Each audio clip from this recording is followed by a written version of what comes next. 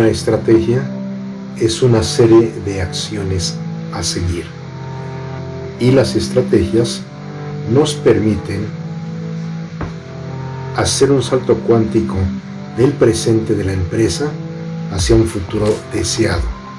Ese salto cuántico se provoca a través de un modelo de negocio denominado plan estratégico, que nos permite identificar estrategias para convertirlas en ventajas competitivas que permitan garantizar la sostenibilidad de la empresa y su rentabilidad, ya que el entorno cambia y ante este entorno la empresa debe de diseñar una visión de futuro sustentada en las mencionadas estrategias, pero que puedan ser medidas a través de indicadores de desempeño para garantizar que dichas estrategias realmente funcionen e impacten positivamente en la rentabilidad de la empresa.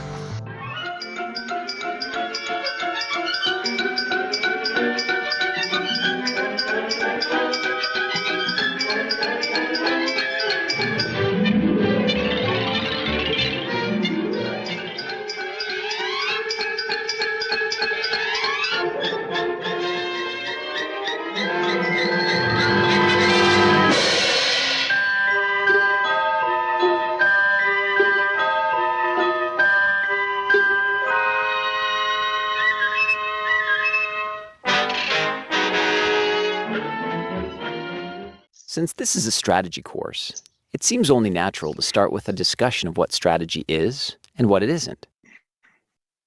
First, consider the following strategy statements drawn from actual documents and announcements from well-respected companies.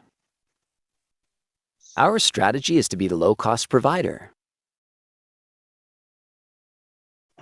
We are pursuing a global strategy. The company's strategy is to integrate a set of regional acquisitions. Our strategy is to provide unrivaled customer service. Our strategic intent is to always be the first mover. Our strategy is to move from defense to industrial applications. What do these strategy statements all have in common? Well, first of all, none of them are actually strategies. They represent tactics, goals, objectives, and descriptions, but not strategies. They are mere strategic threads, small components of overall strategies. The problem is that in recent years, strategy has become something of a buzzword. Whenever we want to sound smart and demonstrate our business acumen, we just make sure the word strategy shows up in our ideas. The result is that we now refer to many mundane and uninteresting aspects of the business as being strategic, when they are really only small pieces of the overall business strategy. So then, what is a strategy? Being clear about what a strategy is will help us understand more clearly what a strategy is not. Well, the word strategy originally comes from the Greek word strategos, meaning the art of the general. In other words, the origin of strategy comes from the art of war, and specifically the role of the general in a war. In fact, there's a famous treatise entitled The Art of War that is said to have been authored by Sun Tzu, a legendary Chinese general, around the 2nd century BC. Strategists consider The Art of War to be one of the great masterpieces on strategy. In The Art of War, the goal is to win. Winning is good and losing is very, very bad. Can you imagine the great Hannibal saying something like, "Our strategy is to beat Rome"? No, Hannibal's goal was to defeat Rome. His strategy was to bring hidden strengths against the weaknesses of his enemy at the point of attack to achieve that goal, such as crossing the Alps when the enemies did not believe he could. The general is responsible for multiple units that must work together to win the battle and the war. The way the general adds value to the battle is by providing high-level orchestration and vision. That is, he can see what the field commanders cannot. Great generals think about the whole, and they work to coordinate all the necessary pieces, even sacrificing some pieces when necessary, in order to ensure that the overall goal is achieved. We sometimes think of business as modern-day war, but the casualties are more frequently investor pocketbooks rather than human lives. The challenge of the executive is similar to the challenge of the ancient general. The modern-day executive needs to develop a set of complex tactics and activities that lead to a victory. So, how do we know what our strategy is? Or, if we do not have a strategy, how do we formulate one? A good strategy provides clear and concise answers to 4 key questions. First, where do we compete? In other words, what competitive arenas or markets will we be active in? We define markets as industries, product markets within those industries, and geographic markets. Second, what unique value do we bring to win in those markets? In other words, why do our customers choose our products and services when they could have chosen the products and services of any competitor out there? Our unique value could be cost or differentiation, which includes image, customization, styling, reliability, etc. Third, what resources and capabilities do we utilize to deliver that value? Do we have exceptional human capital, superior technology, unrivaled network connections, or a unique reputation? Resources generally refer to the things we have in our toolbox. These things can be tangible, such as a diamond mine or an oil field, or they can be intangible, such as a reputation. Capabilities generally refer to the things that we can do, or our ability to use the things in our toolbox. Fourth, how do we sustain our ability to provide that unique value? Are there barriers to imitation? Are there factors that keep our competitors from being willing or able to replicate the value we create for our customers? This last question focuses on understanding what factors allow us to continue to win over time. So one example of a clearly defined strategy comes from IKEA. IKEA sells relatively inexpensive, contemporary, Scandinavian-style furniture and home furnishings to primarily young white-collar customers all over the world. By being the first furniture retailer to put stores in every major country, IKEA has greater scale than local competitors. The choice of markets has helped IKEA offer their unique value propositions of inexpensive, fashionable furniture. IKEA sells this furniture in a fun and low-pressure showroom where order fulfillment is usually immediate. IKEA is able to sell inexpensive, stylish furniture because they've developed excellent design capabilities for inexpensive Scandinavian design. But perhaps even more important is the fact that products are designed to be manufactured by suppliers using mass production techniques and then shipped in flat boxes. The flat boxes require that final assembly is done by the final customer, but this dramatically drops shipping costs. Because shipping costs are so low, IKEA's suppliers can manufacture furniture in high volumes and ship it around the globe. The complex interdependence of IKEA's strategy makes it difficult for competitors to imitate because they don't design their own furniture and their suppliers don't manufacture furniture in high volumes and ship in flat boxes. To imitate IKEA, they would have to completely change the way they design, manufacture, and ship their furniture. Note that we learned what IKEA does, but we also learned what IKEA does not do. IKEA does not compete in the high-end furniture business. IKEA does not try to provide high levels of service or customization to customers. IKEA designs most of its furniture, but does not try to manufacture its products. Thus, in addition to clearly articulating why we win with customers, a really good strategy also provides a clear boundary line signaling what we do not do. It is also important to note that what we have discussed briefly over the last few minutes is not in any way intended to be comprehensive, and there are many important perspectives that are excluded. For example, Henry Mintzberg, one of the most well-respected business strategists of our day, would want to emphasize the important differences between an intended strategy, an emergent strategy, and a realized strategy. He would want you to know that sometimes strategy is really more about what you actually do rather than what you intend to do. That is, your real strategy emerges as you do it and may not line up with your plans. Other strategists would not want me to leave out the importance of staging or timing. You may have a great plan, but if you execute the plan with poor timing, it may fall flat. To be successful, you also need to have a well-orchestrated set of timed steps in order to win in the marketplace. In conclusion, since we cannot adequately cover every expert's opinion in just a few minutes, I really want to focus your attention on the 4 questions we discussed before. As you strategically analyze companies and/or develop your own strategies, you need to have compelling answers to these 4 questions. First, where do we compete? Second, what unique value do we bring to the table in those markets? Third, what resources and capabilities do we utilize to deliver that value? And fourth, how do we sustain our ability to provide that unique value? When you have these answers, you will be well on your way to articulating a clear strategy.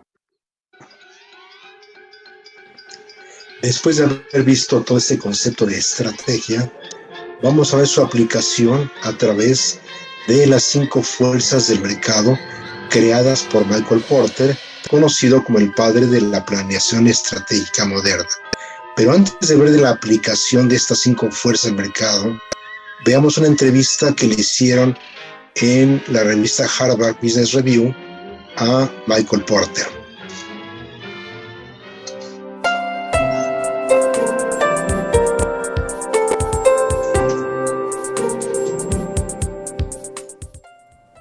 I'm Tom Stewart, editor and managing director of the Harvard Business Review. Our guest today is Michael Porter, professor at Harvard University and head of the Institute for Strategy and Competitiveness. He's the author of the forthcoming HBR article, The 5 Competitive Forces That Shape Strategy, a reaffirmation, update, and extension of his groundbreaking 1979 article, How Competitive Forces Shape Strategy. Mike, thanks for joining the program. To start, let's remind our viewers of what the 5 competitive forces are. Well, Tom, the basic idea of the competitive forces starts with the notion that competition is often looked at too narrowly by managers. And the 5 forces say that, yes, you're competing with your direct competitors, but you're also in a fight for profits with a broader, extended set of competitors, customers, who have bargaining power, suppliers who can have bargaining power, new entrants who might come in and kind of grab a piece of the action, and substitute products or services that essentially place a constraint or a cap on your profitability and growth. So the 5 forces is kind of a holistic way of looking at any industry and understanding the structural underlying drivers of profitability and competition. So I use these to think about my rival makes it difficult for me. The threat of substitutes means I can't overcharge. The threat of new entrants means I can't overcharge. Right. And the same thing with the buyers and suppliers. And there's underlying drivers of each of those forces that the model really sort of unveils, and then you can actually apply this. Every industry is different. Every industry will have a different set of economic fundamentals, but the 5 forces help you home in on, first of all, what's really causing profitability in your industry, what are the trends that are the most likely to be significant in changing the game in the industry, where are the constraints which if you can relax them might allow you to find a really strong competitive position. So how would you apply this analysis to an industry, airlines, for example? Well, airlines is a great industry. It's actually, you'll see in the article, you've seen in the article, that there's a chart that compares profitability of industries, and airlines, I think, has been on the bottom of that list for decades. It's among the least profitable industries known to man. And the 5 forces really allows you very quickly to understand why. I mean, let's just go around the chart. The nature of rivalry is incredibly intense, and it's almost exclusively on price. It's been very hard to differentiate, to get the customer to wait even an extra 2 or 3 minutes for another flight if they can get on the flight at a cheaper price. So there's been a very intense price competition, low barriers to entry, a constant stream of new airlines coming into the industry, despite the fact that the profitability is low. It's always puzzled me. The low barriers to entry because you can rent a plane, you don't have to buy them. You can rent a plane, you can lease a gate. It's all generic technology. You can start with one flight between 2 city pairs. You don't have to, there's no real need to have a whole network in the beginning. And yet people keep coming in. I think it's just one of those sexy industries. It's a great example of how sexiness or coolness or hotness or chicness has nothing to do with industry profitability. The underlying structure is what drives profitability.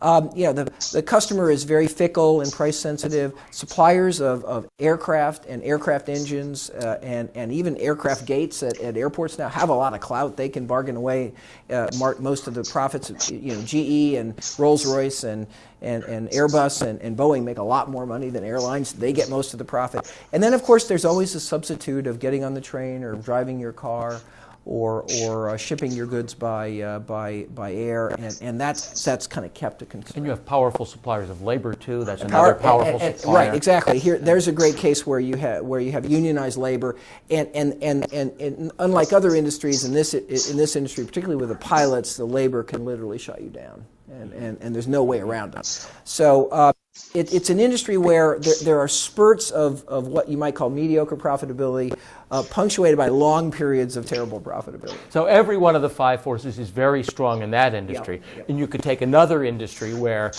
the five forces are Right. relatively benign in all cases. Like soft drinks. I mean, soft drinks has been a license to mint money, and again, it's the opposite kind of analysis. When I talk with students, we kind of joke around. There's 5-star industries where all the forces are attractive, like soft drinks. There's 0-star industries where all the forces are unfavorable, like airlines.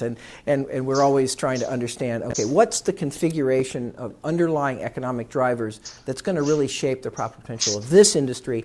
And then armed with that insight, what do I do about it? You know, how do I try to relax the constraint that's holding back industry profitability? How can I position myself to kind of insulate from some of the gale winds of those forces? And those implications of the five forces are something that this new article has developed in much more detail.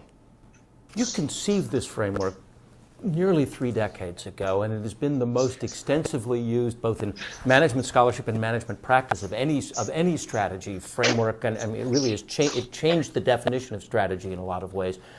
In these 3 decades, what have you learned? What have you learned about the application of these ideas in the real world of business? Well, the wonderful thing, of course, we learned is that these concepts can be applied to literally any industry. It's a product, a service, high-tech, low-tech, emerging economies, developed economies.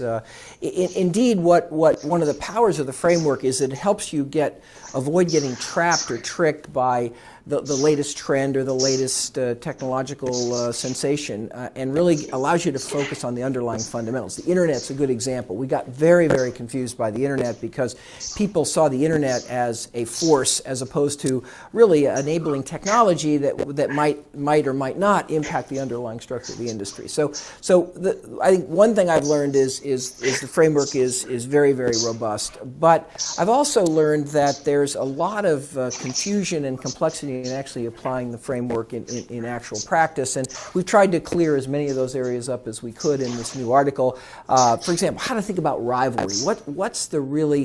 How do we understand when rivalry is really positive sum, which allows companies to, many companies to do well, and when does rivalry become really zero sum, where everybody's kind of dragged down into kind of a destructive battle that you can't win? I can understand zero sum. I mean, if we get in a price war, the only one who wins is the consumer, which is nice if you're a consumer. Yep. But what do you mean by positive sum competition? Well, the trouble with the zero sum competition is then the consumer gets a low price, but they really get no choice. And a positive sum competition is where companies can compete on different attributes, services, features, customer support that's actually relevant to particular groups of customers. And the most really positive sum competition is where companies are really competing on different things in order to meet the needs of different segments of customers. So we're growing the pie and there's a piece for each of us. There's a piece of us. In fact, one of the things we talk about in the new article, one of the things I did in the new article that we really probably didn't have the experience to do so many years ago was really talk a lot about the implications. If this is the way competition works, what do you do about it?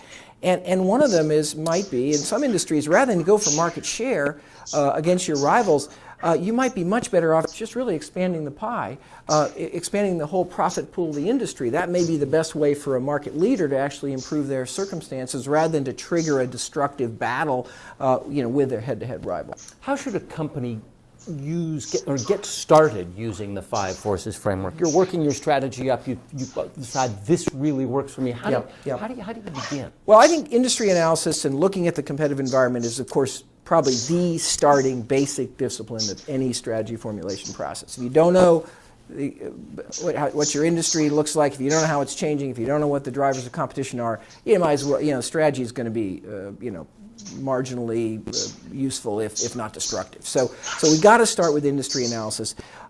Figuring out what your industry is and drawing the right boundaries. And that's not always easy. It's not always easy. We've added a box in this new article which really addresses that question, because I encountered so many companies that struggled with industry definition. Identifying really what the industry structure is in your particular industry. And then there's another thing that a lot of managers do. They kind of go through the industry analysis and they say, okay, this is good, this is bad, this is good, this is bad. So this is a attractive industry or an unattractive industry. But of course, the real question is, how's that industry changing? Some have taken the 5 forces as really a static snapshot. But of course, the 5 forces give you the tools for understanding the dynamics and where's that industry structure changing, how are buyers and suppliers and substitutes and potential entry evolving, and then what implications does that hold for your strategy? How do you position yourself to find that spot within the industry that where you can command a really good profit given the 5 forces? How can you maybe reshape the nature of the industry structure? And we've got some great new examples that are very, very contemporary in this article that I think will help the manager community and the investor community really understand the application of this. Sometimes when people think about strategy, they think about a group of people, maybe from a manufacturing firm or maybe on the 33rd floor of the building, whatever it is, but this sort of elite strategy priesthood that goes and does this, and they're almost divorced from the rest of the management of the company, the 99% of the other people working in the company. How can a strategy become part of the day-to-day life of a working stiff manager in a company? How do you apply this framework, this thinking? How do you use it? Well, we think that this way of looking at an industry needs to be very, very broadly understood in the organization. I mean, and the thing about it is that managers, even rank and file employees, it's intuitive. People understand. We have these customers, we have these suppliers. We're struggling with them every day. They're trying to get a better deal. We're trying to get a better deal. So intuitively, I think this is a way of helping people sort of step back from all the excruciating little details that characterize any business and say, what's really important here? And then, of course, we've learned that strategy is completely useless, again, unless the results of the strategy process, the position that you choose to occupy, the way you're going to drive your company, is well understood quite broadly. Because the number one purpose of strategy is alignment. It's really to get all the people in the organization making good choices, reinforcing each other's choices, because everybody's pursuing a common value proposition and a common way of gaining competitive advantage. So, I remember when I wrote this article, there were many people who believed that strategy documents should be locked in the safe at night. And should not be made available to the rank and file. There was a concern that some competitor would find some secret. Well, we've actually learned now that it's the opposite. You've got your employees got to know your strategy, your channels have to know your strategy, your suppliers have to know your strategy, and your competitors probably knew it already. Well, and frankly, if again, the competition is not zero sum. If every company finds a unique need that it can set out to meet, if it tries to deliver something different than its rivals, multiple rivals can be successful. And if your competitors kind of understand what you stand for and what you're committed to, maybe they'll make a different choice rather than get dragged into these kind of mindless price wars that we see in so many industries. The 5 forces that shape strategy have been around for 30 years. They're going to be around for, well, they've been around for long. They were around long before you wrote about them. That's right. They've been around as long as business has been around. They're going to be around as long as business is around. The new article is just fabulous, and thank you so much. Thank you.